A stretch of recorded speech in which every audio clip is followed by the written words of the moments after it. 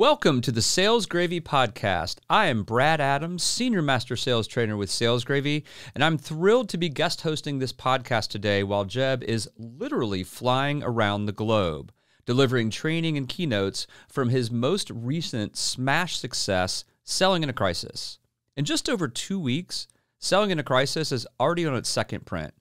Look, we all know that economic winter is coming. And in Selling in a Crisis, Jeb tells you and prepares you with 55 ways so that you can still bring in your number and keep your job, even in tough times. Get your copy now, read it, and start using it today. And not only do I get to host the podcast today, but I have an amazing guest. I had the pleasure of meeting Tony in Atlanta while he was leading a workshop at Outbound. Tony Morris is absolutely brilliant, and you'll hear why I said that word in a moment. And he's a conversation strategist. He's an author of 5 books with a new one coming out soon, and we're going to get to that today. He works with organizations and leaders to ask better questions, and it's a meta skill, and to get better results. His first book, Coffees for Closers, was the #1 best-selling book for telesales on Amazon. Tony was voted in the top 50 sales speakers in the world in 2021, and he was inducted into the Sales Hall of Fame along with our very own Jeb Blount and another great Finn, Victor Antonio. Tony, welcome. Thank you so much. Lovely to be here. It's so glad to have you. What brought you to Sales Gravy Studios today? I've been following Jeb for 21 years. I'm a proper fan, to be fair, and it was, you know what it was? COVID started, and I said, I have to get Jeb on my podcast, Confessions of a Serial Seller. I needed to get the man on. And on the back of that, he very kindly invited me to speak at Outbound, and he invited me here to the studio. Fantastic. How was your trip? Good, you know. I had an hour delay, but for me, I travel a lot. Probably not as much as Jeb, but I use that time well. So I'm rewriting a revised edition of the book, which I'm sure we'll talk about. And it just allowed me no distraction, no just pure focus. So, for me, it was ideal. Yeah, I find when I travel, I get to just lock into some things because you're not so available to your staff, and you can even ignore some clients a little bit every now and then. But we never want to do that for long. Yeah, of course. So it's really good to have you. Look, I absolutely loved meeting you in September, and I had the unenviable position of doing a workshop directly after yours, which was so well attended. I learned so much in your workshop, and we'll talk a little bit more in a little bit. But what did you think of Outbound?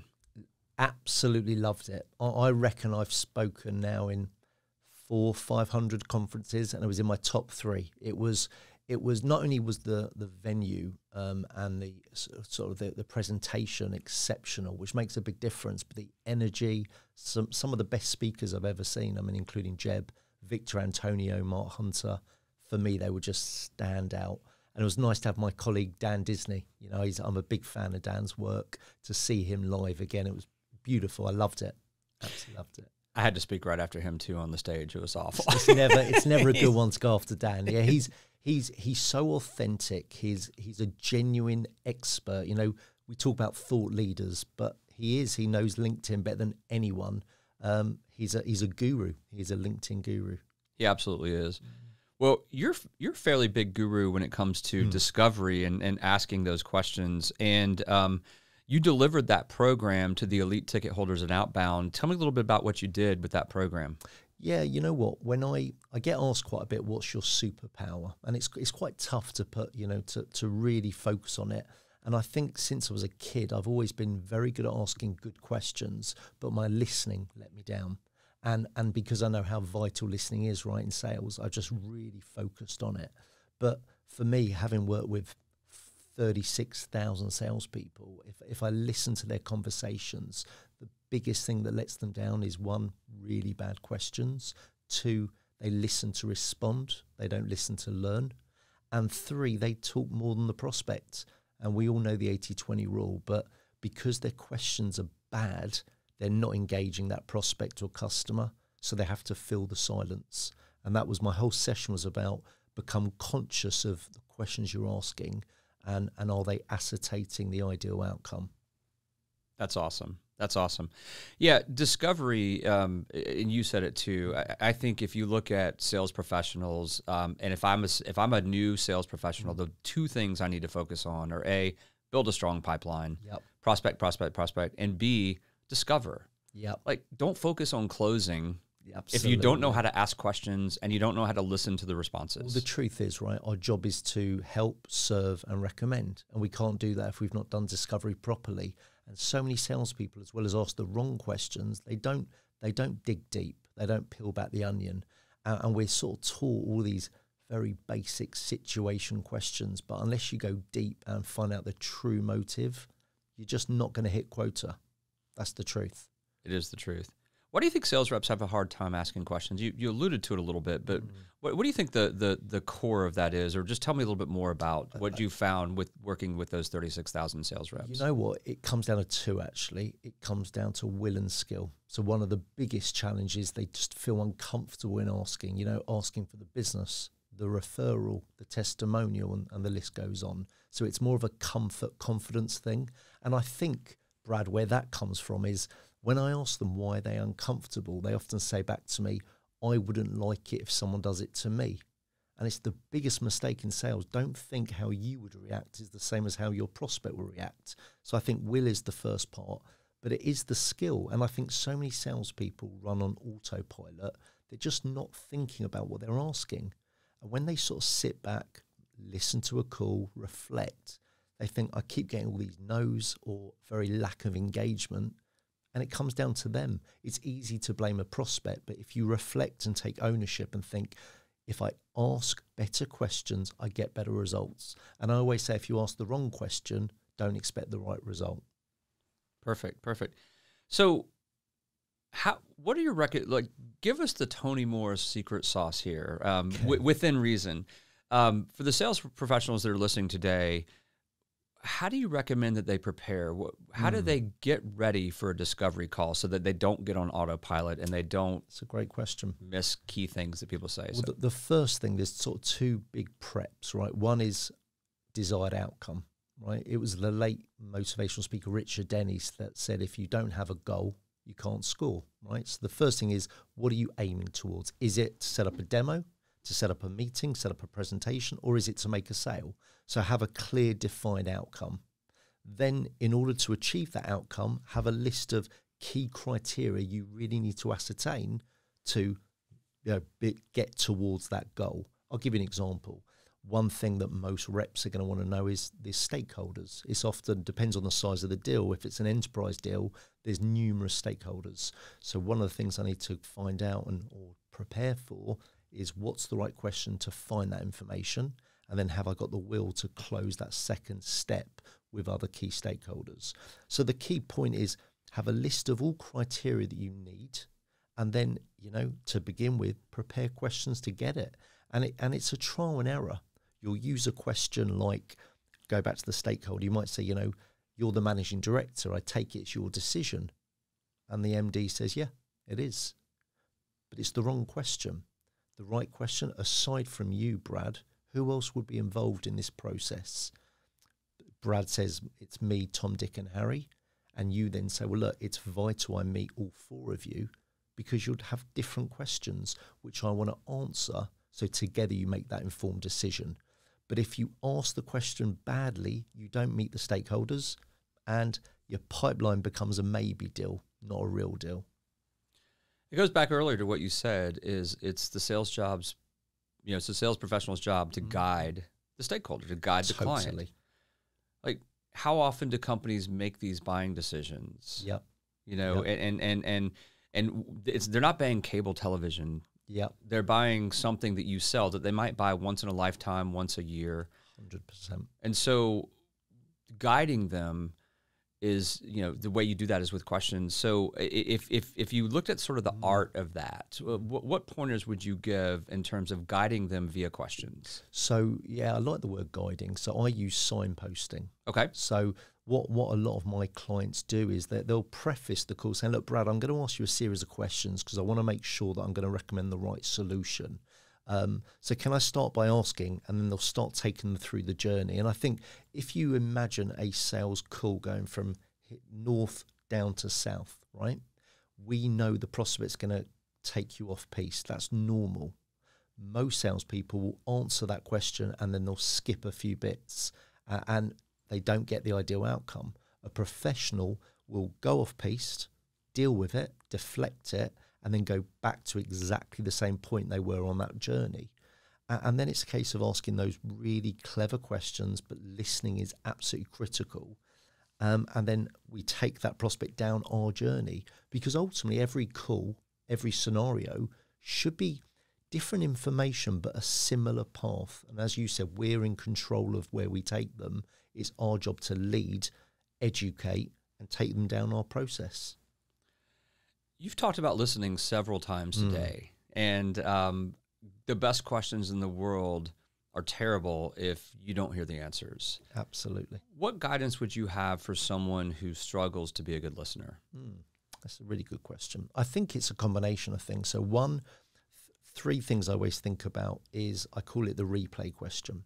So what I do in every sales conversation, I ask a pertinent question, I get some information, and I put it in my back pocket, and I use that later on in the call.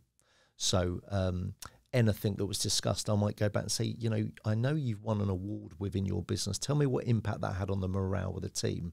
And they might mention the award early. So knowing I've got to have a replay question forces me to listen. That's the first thing. The second thing is to summarize every call, every meeting.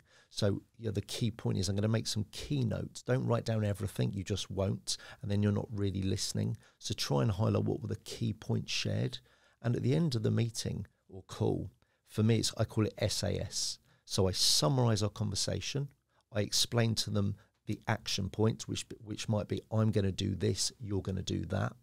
And then finally, what's the next step? So action points of what we've both agreed. And the next step is, we'll speak next Wednesday, 11:15 with you, Tom, Dick and Harry. But I think if you can have a replay question every time, if you can know that you're going to have to summarize the call, then you're forcing yourself to listen better. And I think the other big point, this is something my coach taught me years ago, is imagine every prospect you speak to has a board above their head that reads, "It's all about me." And if we can remember that it's not about us, we're irrelevant, it's all about them, it forces you to listen, because if you're not listening, it's not all about them. So I think it's becoming conscious of it, so then it becomes just second nature. I think that's the key. I love that. This might be a little bit of a nuanced answer, but I struggle with this too with the clients that I train. And their focus is always about them, their product, their solution, themselves, what they want. In fact, they use that language. I'm looking for, I see, I want, my goal is, who cares, right? Yeah. So how can you change the myopic focus of your world to the customer's world? So something I learned years ago, and I think I got this from NLP, right? Which is very simple. If you see the world through John Smith's eyes, you're more likely to get John Smith to buy from you. 99% of salespeople see the world through their own lens. The top 1% see it through the customer's lens. So in order to demonstrate you see the world like they do, you've got to pick up language they use, phraseology. So you really start to, if you can repeat back on a call, in an email, in a meeting, specific words they used, it would demonstrate to me you've listened subconsciously, because that's what NLP is, right? So I think that's one key. I think the second key is matching that tone. We know that over the telephone, 83% of communication is how you sound, but we're irrelevant. So we've got to listen to their tone, their pace, their timbre, their volume, all those little bits. And if we can use that again back to them, we're showing them we're like them. And we know that people buy from people like them. So the key is to make them comfortable. We have to be a chameleon. And the more we do that, the more connected they'll be with us, more likely to buy from us. I tell you what, the people that are listening to this today are absolutely in for a treat. You have delivered sales training on a podcast today. It is fantastic. So lots of nuggets here. Let's wrap up talking about discovery. Again, this is your meta skill, like Superman, when he's thinking about discovery, wears Tony Moore's pajamas, that kind of thing here. So what would be a couple final thoughts around discovery and listening that you can share with everybody? And then I've got to get into this book, man. I've got to get into this book that you've got coming out. So with the regards to and thank you for that. Well, I guess with regards to that, the question set, I've basically devised 5 types of questions. I'm not talking the what, why, when, where, but obviously it's around the open questions to really probe, get more info, show an interest, make them comfortable, gain trust, so on and so forth. So my first question that most salespeople use is called a tag on. So you question, you share something, I question it back. Simple tag on. To immerse yourself in the conversation, I call it a statement question. So I might say to you, you know what, I haven't done a lot of research on that. Tell me what impact that's had on your business. So I make a statement question. The third, I said it earlier, the replay question, right? You listen to what they said earlier, bring it back, demonstrates you listened, right? The fourth is a clarification question, because so many prospects will say things like, look, we need this fixed quickly. What's quickly mean? So I might say to them, what do you deem as quickly? Or, look, we're just looking for an easy-to-use software. And I'll say, well, that's great, but so I can understand a little bit more. What's easy to use look like in your world? So clarify things they're actually saying. And then the final one, and I'll tell you how I came up with this. Whenever I was in a meeting, I'd say to a sales director, VP, MD, what's your number one priority when it comes to sales training? And they said the same thing, more sales. And although that's obvious, I thought not everyone can have the same goal. If you don't get the right outcome, change the question. So I use what I call the future pace. I say, Brad, let's fast forward a year from today. How do you know my training's been successful? And I got a whole combination of answers. The team's morale's gone up. Our call activities tripled. Our conversion rates doubled. We've reduced our cost per lead. I got the real motives. Why? Because it was thought-provoking and it was a disruption, a pattern interrupt. Because when you get the brain thinking differently, you are forcing them to open up and think as opposed to what you're looking to achieve. I love that. Do you have the app called Waze? No, I haven't. It's like a Google Maps app or whatever. Okay.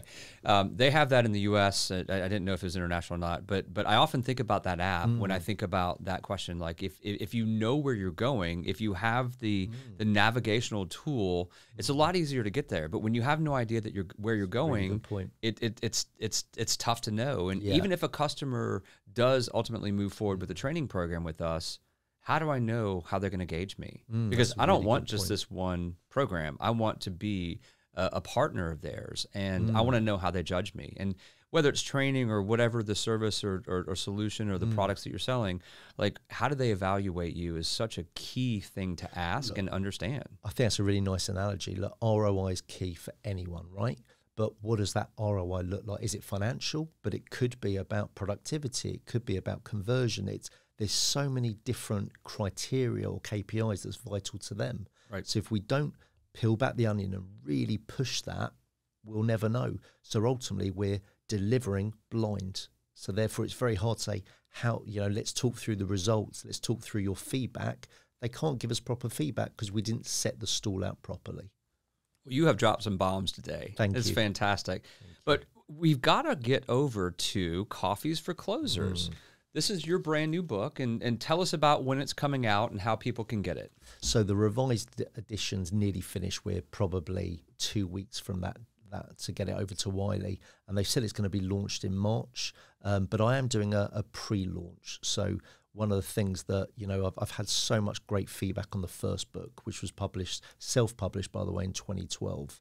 So the fact now Wiley's publishing it, it's a bucket list for me. And they've said, that there's a whole series of other books coming out. So yeah, March is the plan. But what I'm doing for the first 250 copies, I'm going to personally sign those and also give some other content, some other ebooks that I've written. So for the first 250, so that's going to be relaunched that will be really from December. Will be the pre-launch. I can see Wiley would pick it up. I mean, it was a smash success the first time. I didn't know that you self-published that. That's pretty cool. What's sort of the reason for you repurposing this book? It's been a while since it's been about, but like, what was the kind of the core driving You know thing what? behind that? The key actually is just my growth. You know, when I started my training company 16 years ago now, I was 4 years into my training business when I wrote the book. But up to that point, I'd been selling for, I don't know, 10 years, 12 years. And what I loved about the book, for me, it was all about real life. I've read so many books. I mean, Jeb's a sensation. I've read pretty much all of those except the last, and which I need a copy of. We'll let you leave here today with I'll one negotiate for sure. that with Jeb. I'll negotiate that, but which is never easy. But I was struggling in a lot of the books I read to give me real life things. You know, I loved the book, but how do I implement? For me, it's implementation is everything, right? So that was the whole premise of the book. But my journey, my growth journey in the last 10 years has been insane. I mean, I now read at least 2 books a month. I listen to podcasts, etc. So it was all that new content that I've added and I've weaved into the stories. I mean, ultimately, I've probably taken it from 176 pages to over 350. I'm so excited to get it out. You know, I'm really believe it could be the best I've written. So yeah, super excited. That's awesome. That's awesome. Yeah, I can't wait to read the revised version too, because obviously a lot of growth has happened since then, and frankly, you are. You know, your name is out there and people know who you are, and I can't wait to get my copy.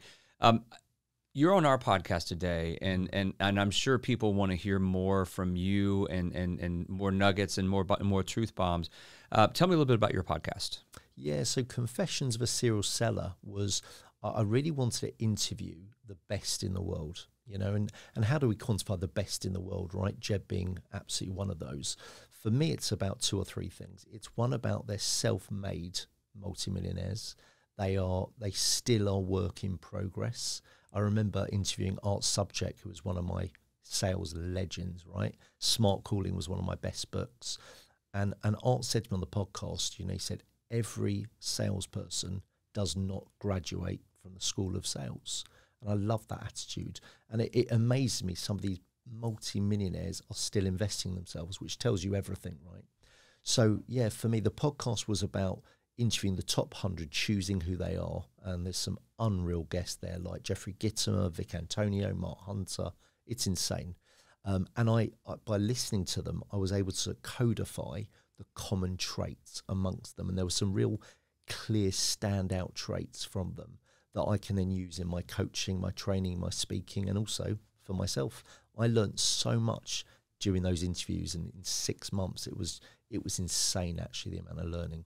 I love it. I love it. So they can get them on all the places where they listen to podcasts. Absolutely. Most of my clients listen to on Apple, but Spotify, you know, wherever suits them. And it's just growing. I'm going to be doing so many more interviews. I'm trying to keep it down just to 4 a month now because of my schedule, but I've got some unreal guests coming on. It's, yeah, super excited. Fantastic. What are your plans for the holidays? We're going, to be honest, we've just moved house, so I want to relax a little bit. It's been pretty chaotic, but my wife and I just had our 16th wedding anniversary, so we had a nice weekend in the spa. But me and my kids, we're just going to have a very relaxed family time in the new house, and then we've booked some holidays really from January next year. We've already got 4 holidays scheduled, which is, I can't wait. For me, that's downtime. Family time is everything, right? It's why we do what we do, for me anyway. So that's my most precious time. We could learn a lot from the folks in Europe with the holiday. You know, our holiday is a couple days here and a couple days there. Yeah. And I don't know if it's enough. So any parting thoughts before we wrap it up today? Yeah, I think that hopefully the takeaway people have had from this is about better questions. And it sounds so obvious, but I'm going to give one example that people miss. So when we get an inbound lead, most people don't even ask. But the ones who do ask, they'll say, oh, Brad, can I just ask, how did you hear about us? Which is fine because you're getting a source of an inquiry. For me, what I would call my killer question, Brad, can I just ask, who recommended you to Tony Morris International? Because you still get the source, but you give her that great perception that most of your business is recommended, right? And if they say, well, no one, I came across you on Facebook or Google, you say, that's great. The only reason I ask is most of my business is recommended. So you plant that seed early. And that's just one basic example. But what I'd recommend for your listeners is write down the typical discovery questions they ask and look at each one and say, what am I looking to achieve from that question? And is that the best question that I could be asking to ascertain what I need? 80% of the time it won't be. and then have a think about what the right one is. And if any of your listeners don't know the right question, tell them to reach out to me. I'll be delighted to give them my thoughts, my suggestions. That's fantastic. That's fantastic. What a great pleasure it was to have you today. Thank you. I hope everybody is able to be like a squirrel. And if you want to know what that means, get selling in a crisis. And I can't wait till next year when your new book comes out, Coffees for Closers. Thanks, Brad. He is Tony Morris. I am Brad Adams. This is the Sales Gravy Podcast. Thanks for listening today and have a great day. Thanks for having me.